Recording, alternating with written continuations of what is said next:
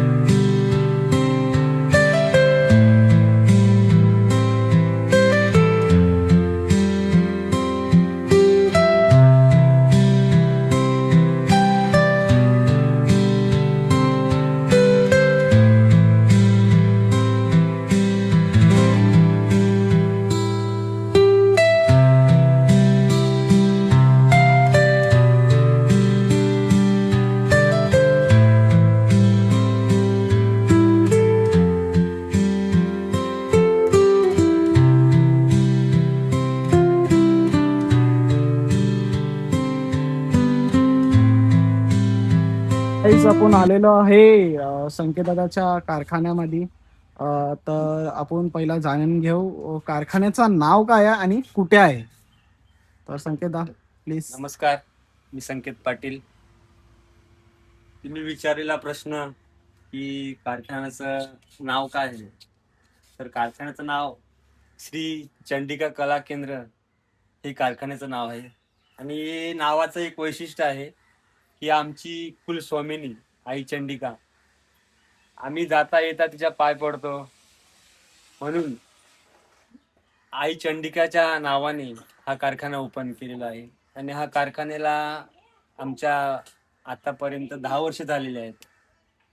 आणि कारखान्याचं सांगायचं झालं तर आमचा कारखाना नायगाव येथे आहे. आणि आम्ही सर्व मित्र मिळून 10 जण मिळून आम्ही कारखाना ओपन केलेला.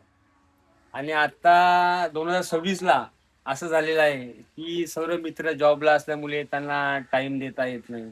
कोणाची घरामुळे, मुलं बालामुळे, त्याच्यामुळे आता 10 पैकी मी संपूर्ण 10 जणांमध्ये मी फक्त आता एकटाच राहिलेला आहे.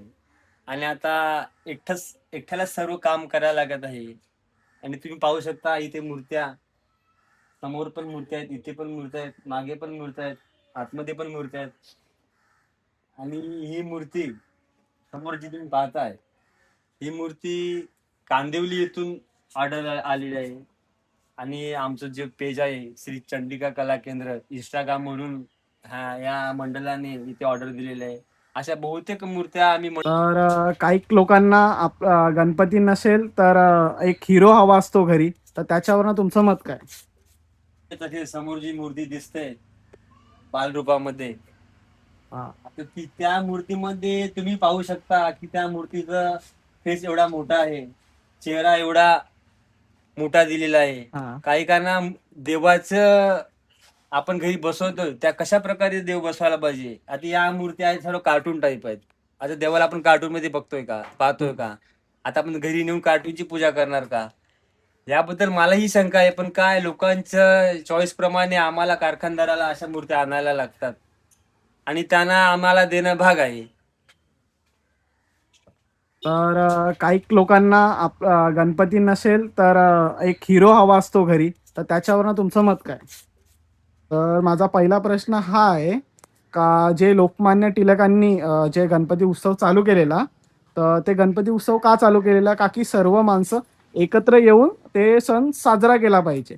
पण असं आता नाही होत, तर त्याच्यावरनं तुमचं मत काय आहे एक मूर्तिकार म्हणून?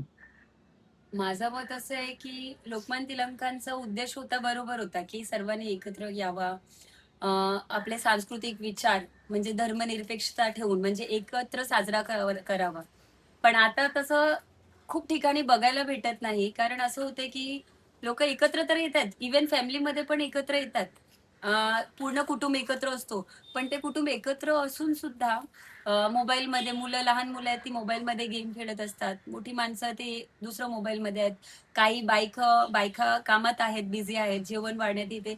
म्हणजे सांस्कृतिक देणं घेणं जे आहे ते संपलेलं आहे. ते परत चालू झालं पाहिजे असं माझं म्हणणं आहे. पण काही कुटुंब आहे की कोकणात अजून ती प्रथा अजून कायम आहे. कोकणातली माणसं मी खूप वेळा बघितलंय की त्यांचे इथे जेव्हा गणपती बसते ते भले ते 1.5 दिवसाची असो, 3 दिवसाची, 5 दिवसाची काहीच. त्यांचं सर्व जे पहिल्यापासून म्हणजे त्यांचे आजोबांपासून जी पिढीपासून चालत आलेली प्रथा आहे, सण साजरा करणं किंवा ते खेळ असते. फुगडी घ्या, काहीच घ्या, झिम्मा घ्या. ते अजून ते करतात. मंगलागौर अजून करतात. कोकणाची प्रथा अजून चालू आहे आणि माझं मत असं आहे की तसंच जर चालत राहिलं तर गणपती साजरा लोकेशन? आमचं लोकेशन आहे नायगाव पूर्वीला रिक्षा स्टँडच्या बाजूलाच गणेश नगर जे एरिया आहे त्या एरियाच्या बाजूला शिवसेना शाखा आहे. त्या शिवसेनेच्या शाखेच्या बाजूला गेली 10 वर्ष आमचा तिथे कारखाना उपस्थित आहे. आणि तुम्हाला जर मूर्ती बुक करायची असेल तर जो स्क्रीनवर नंबर दिला आहे त्या नंबरवर तुम्ही कॉन्टॅक्ट करून बुक करू शकता.